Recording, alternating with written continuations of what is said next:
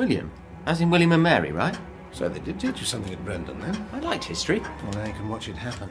It's the 8th of March, 1702. My name is Nicholas Valentine. I prithee pardon, gentlemen, but I must make free with your purses. Till next we meet, good night, gentlemen. It has been a pleasure. Ha! A pleasure for you to be robbed by Major Billy Lovemore!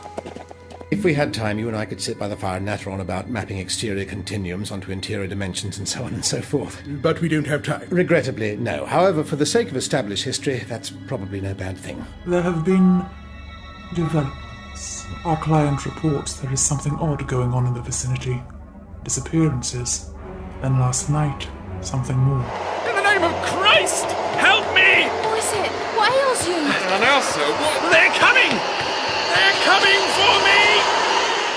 We shall play another game, you and I. I'm afraid the rules are of my own making.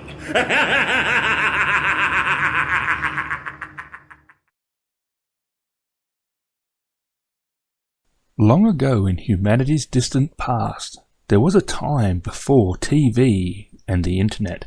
This dark age of human suffering, as my 10-year-old daughter considers it, had something in its place. Radio.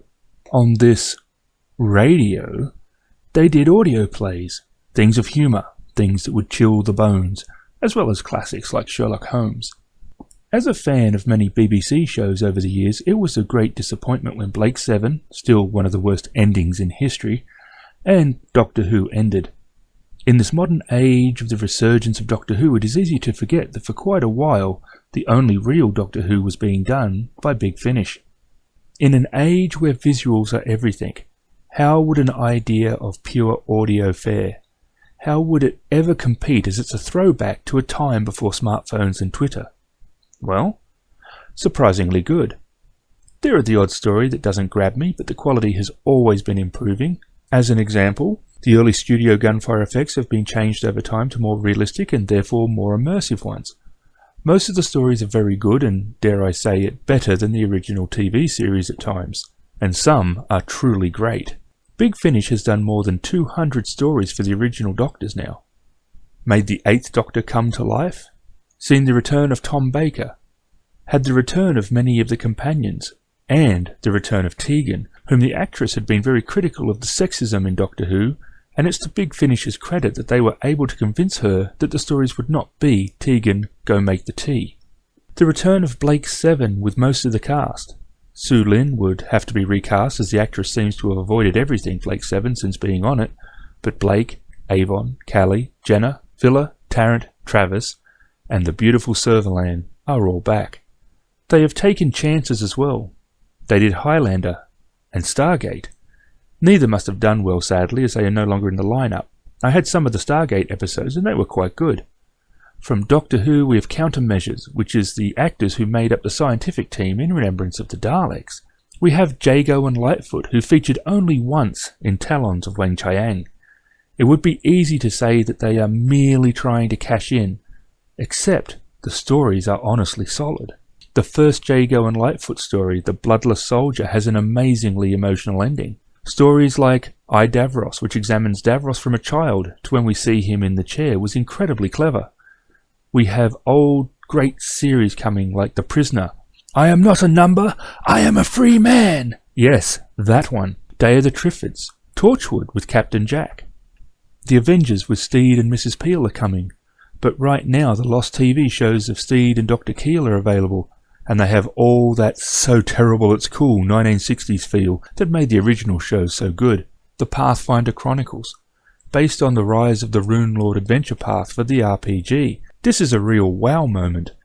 Never would I have thought an RPG would find itself into an audio, and these are truly awesome.